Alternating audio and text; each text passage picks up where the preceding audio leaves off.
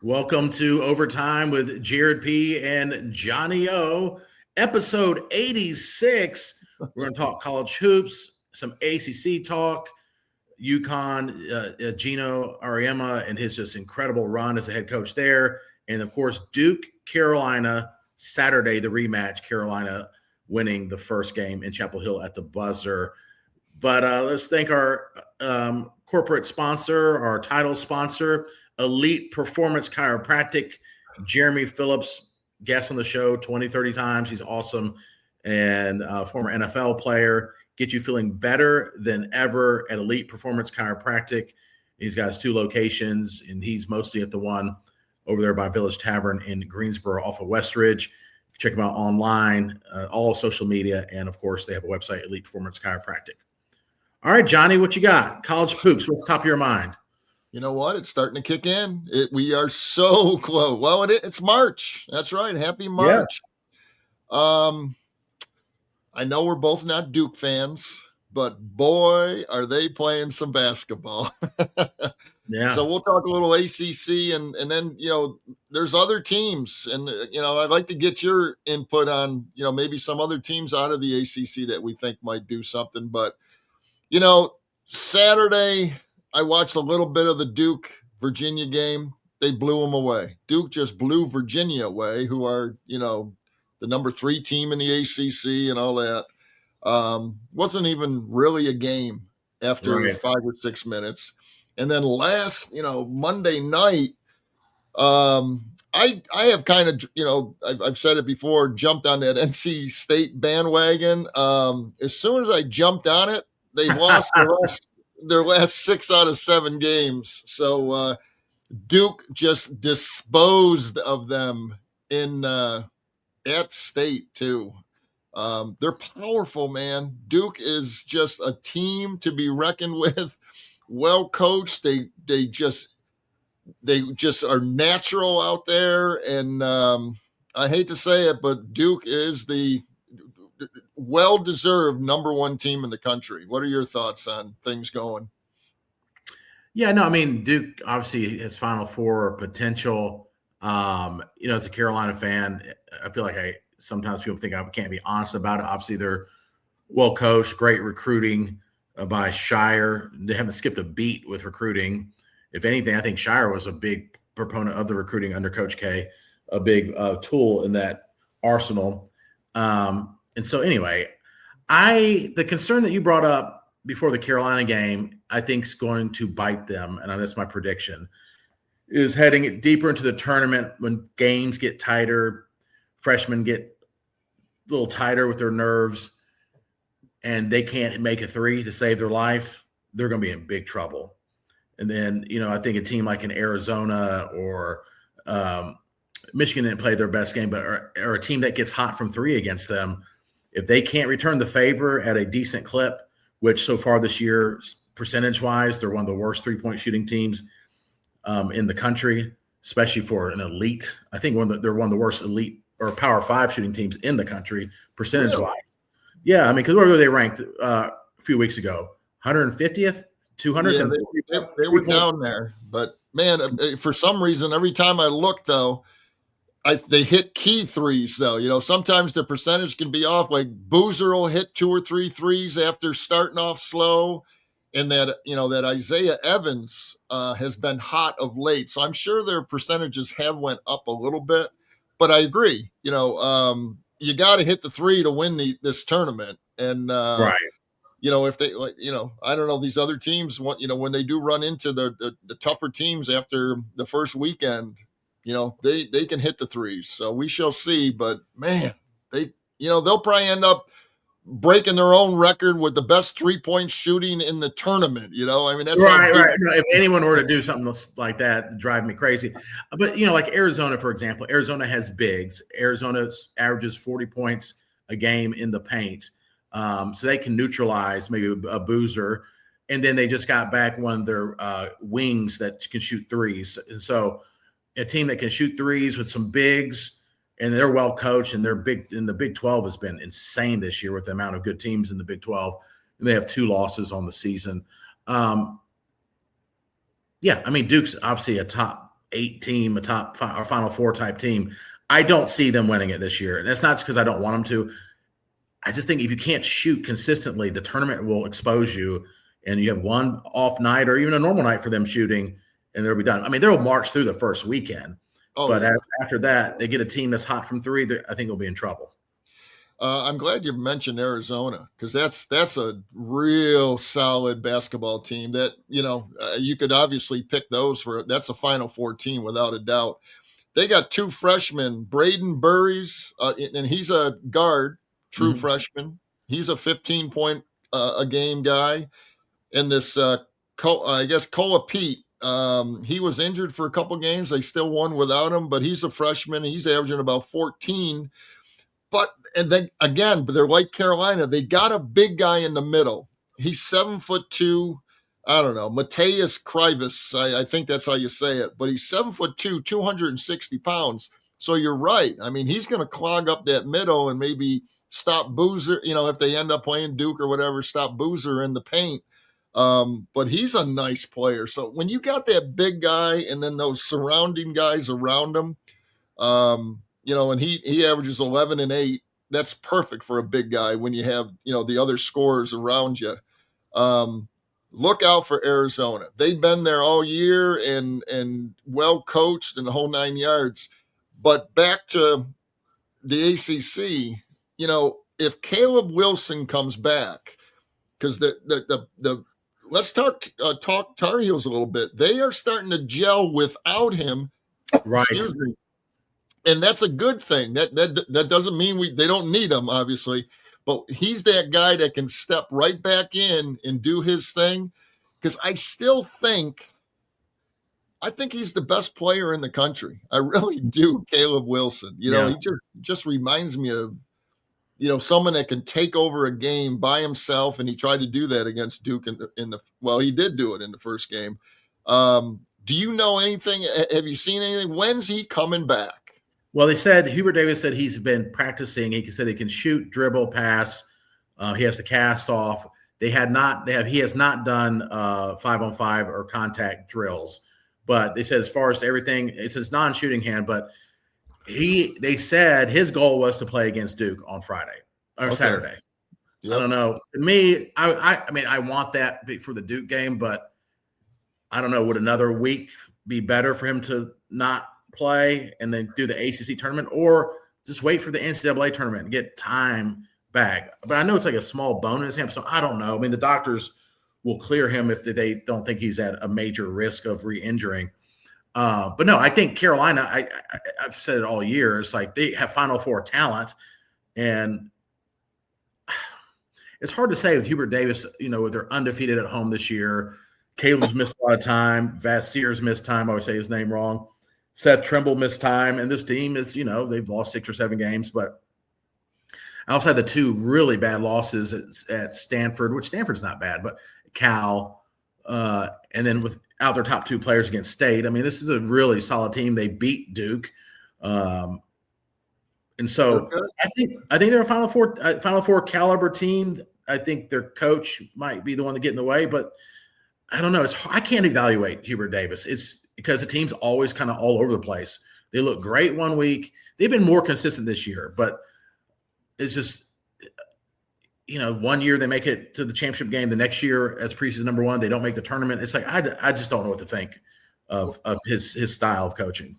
Well, it's encouraging that Caleb Wilson is about ready to come back. Okay. Yes. And if they weren't playing Duke on Saturday, he wouldn't be playing. Exactly. So that should be their answer. He's got to play. That's why he goes to Carolina. He wants to play in that rivalry game.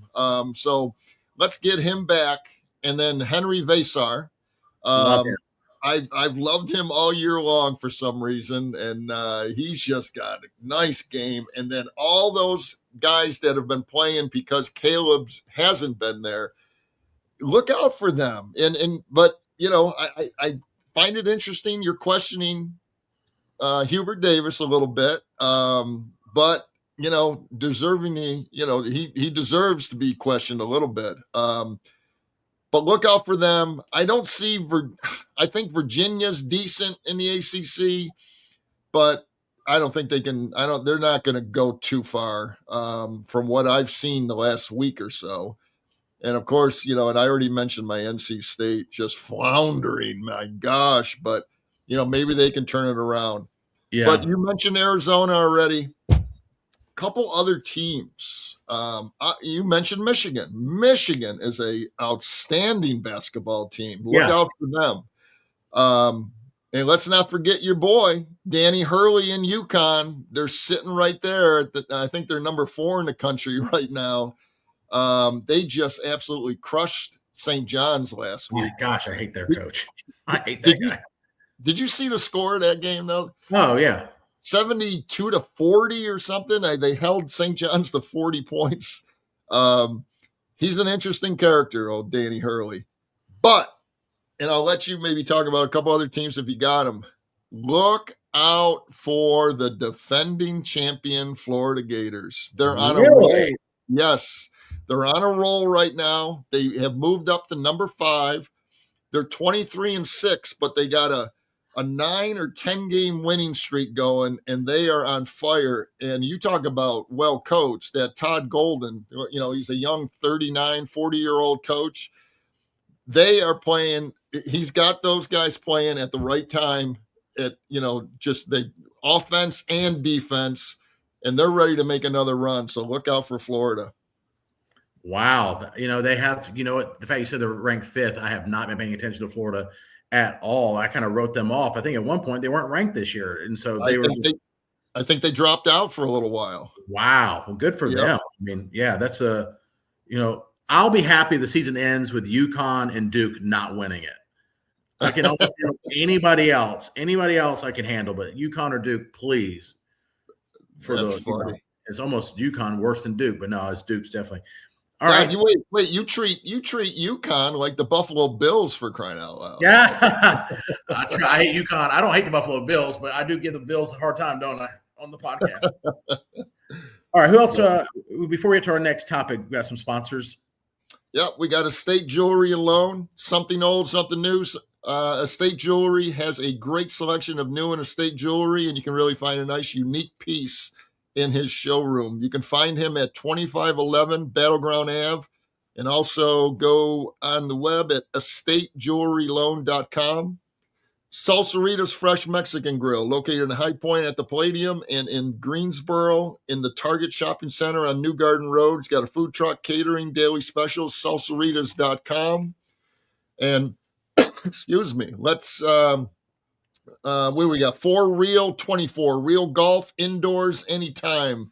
Greensboro's premier 24/7 indoor golf facility offering iconic golf courses and state-of-the-art equipment. Go see Clay over at Horsepen Creek and Battleground Ave. He's got himself a really, really nice facility over there. And it's almost like a country club. It's got a country club feel. And again, we still got to get you over there, Jared. Yeah, I'd love to.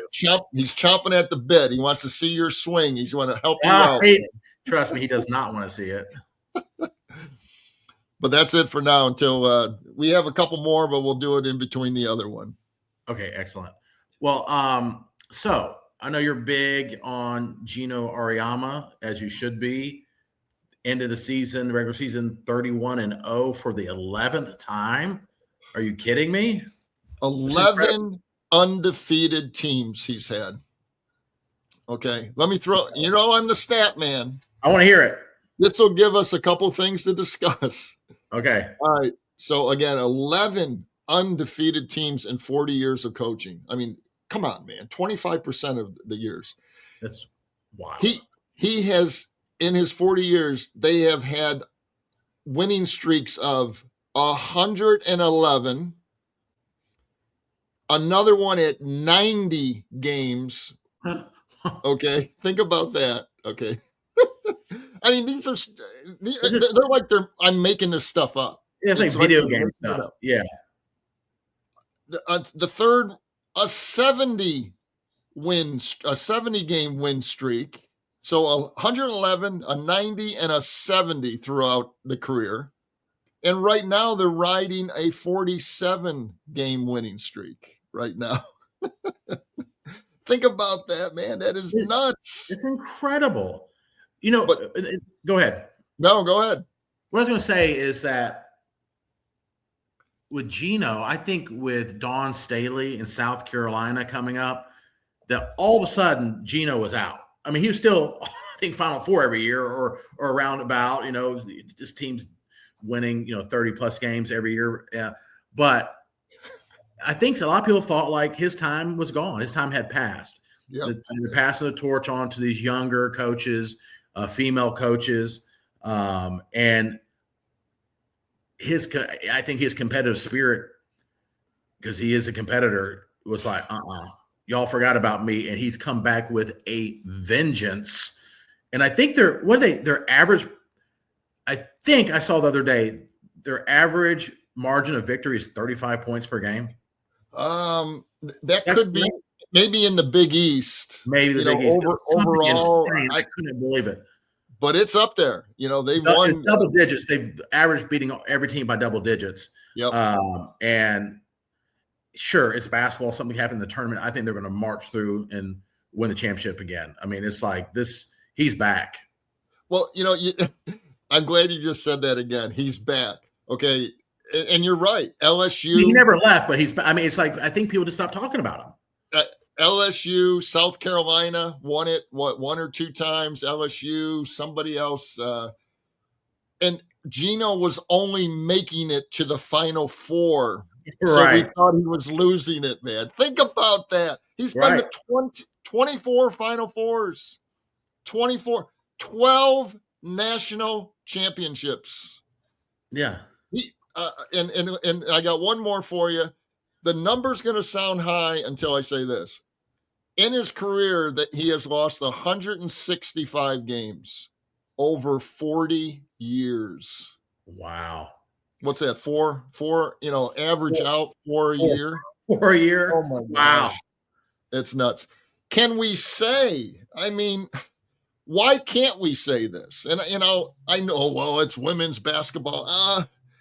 Anything that you're this great at your profession, and he is stuck with it, and he's the best, obviously ever in that profession. I mean, is he I know he's one of the greatest coaches ever in any sports. I mean, is he the greatest at doing something like this with numbers like this? What do you think? It's a great question. I mean, I think, you got to factor in competition. I do think for years, women's college basketball was very top heavy. Yep. I think that has changed. And so I think now it's more impressive what he's doing than it was 10, 15 years ago, where if you were a top player, and people can say about these other schools, but it's like, if you're a top player 10, 15 years ago, you went to one of 3 or 4 places, maybe 2, UConn and Tennessee with Pat Summitt. And then, if you were the best of the best, it wasn't spread out with Carolina, Kansas, Kentucky, Arizona, Duke, UConn. It wasn't spread out, and when it comes to men. So I think that is part of it. However, to give him credit, also has been playing in tournaments with 64, at least 64, the field of 64, when like a Wooden, for many of the times he, and people didn't transfer, they stayed 4 years, 16, they have 16 team tournaments or whatever. Yep. Still impressive. But I think so. I think what he's done of late, he's the most dominant coach. Could we say the most dominant coach of all time with his team? Yeah, I would say that. It's hard to almost like Shaq was the most dominating player ever. Yes. You know what I mean? Yeah, I kind of like that scenario right there. Absolutely. Yeah. What do you think? I mean, it's just hard, but what I'm saying? It's kind of hard to put into words because it's hard to say, like, if he coached men's, would he be as effective? We wouldn't be as dominant. That'd almost be impossible in this day and age with NIL and all that stuff. Although women have that as well, but just there's too much parity in men's college basketball. But would he have been a top echelon coach? It's hard to know. I don't know. I know. We'll never know. And I find it very interesting, and I give him 100% credit. He never left the women's game. He was excelling and just kept getting better at what he was doing in that game, and he stuck with it. And You don't see that. You see all these big time coaches, a Bill Belichick, he just went to another team, all these coaches, they'll take the next ride. He just stuck with it and still today they're the best team in the nation again. It's incredible. All right, before we go to our final topic, who are other sponsors? California Burritos Express and Bar, offering a full bar with margaritas, draft beer, and serving very generous portions of Mexican food. They are located over on Spring Garden Street in Greensboro. And Jimmy Snow's Imperial Marketing Solutions, he's still selling those brand new desktops and laptops for $395. Give Jimmy Snow a call at 315-345-8349. All right, Carolina Duke rematch. Carolina won at the buzzer. Instant classic game. Seth Trimble hitting the game-winning three at the buzzer. They led for 0.4 seconds of the game, and that was the last 0.4 seconds of the game. And that's with a full, healthy team for both teams. What do you think, Johnny? What do you think? Let's do this. If Caleb Wilson plays, what's your prediction? If he doesn't play, what's your prediction, and by how much?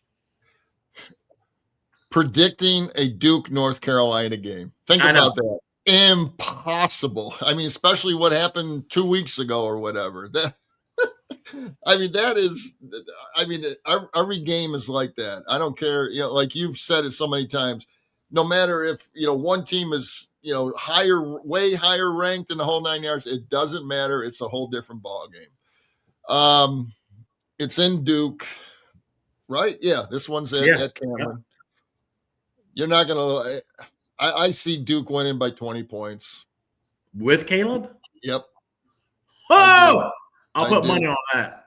And I'm telling you, it's nothing against North Carolina. It's absolute. I mean, I still think they're with Caleb Wilson as a Final Four, could be a Final Four participant, but this team at Cameron, Carolina don't have a chance.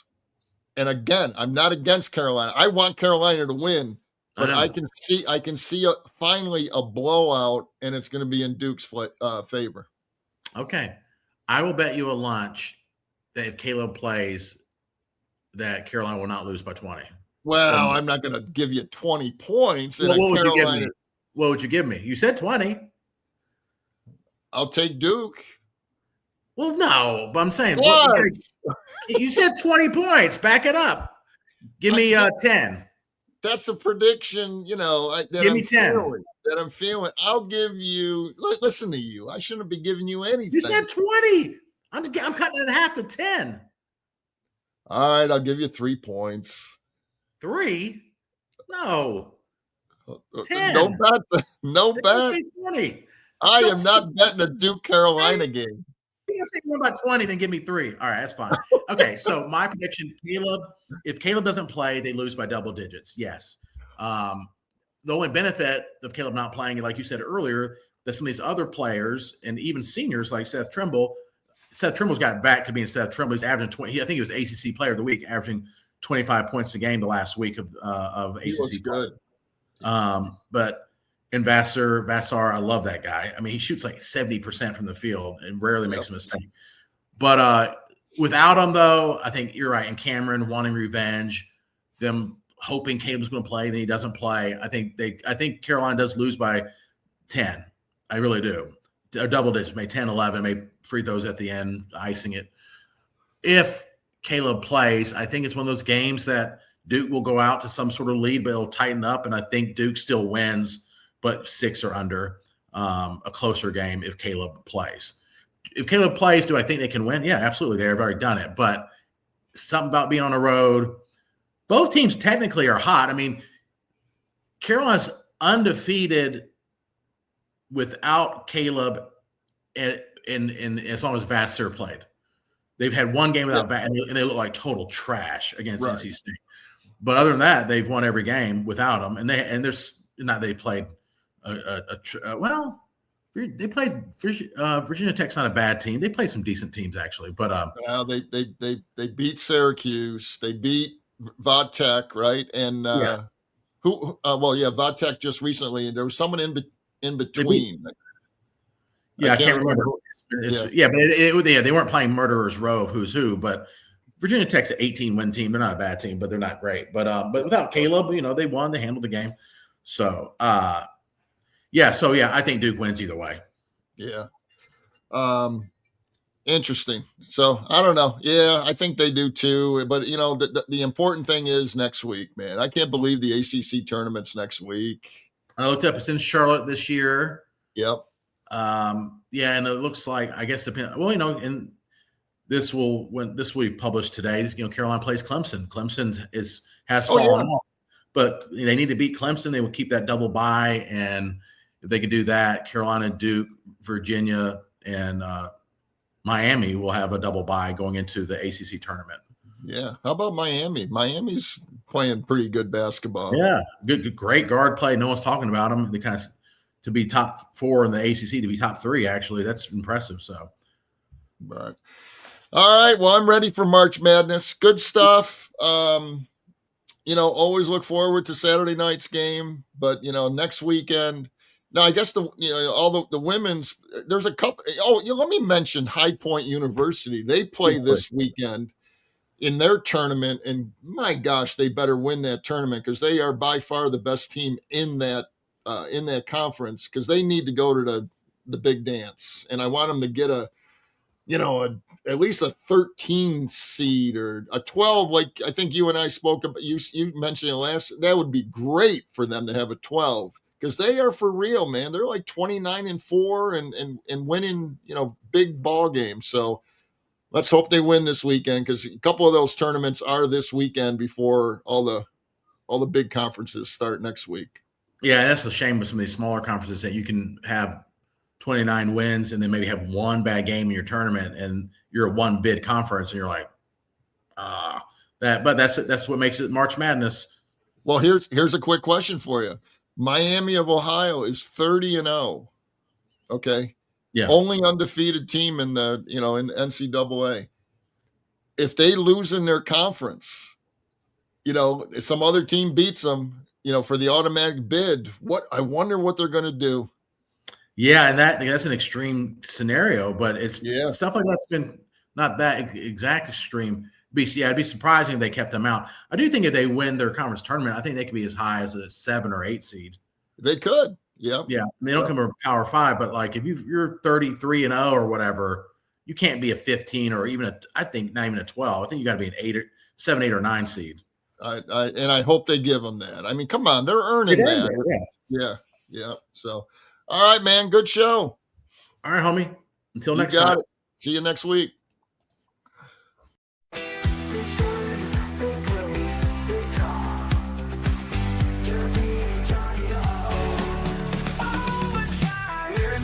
Overtime pay. We're talking the overtime play. The big stories, the big plays, the big drama. We got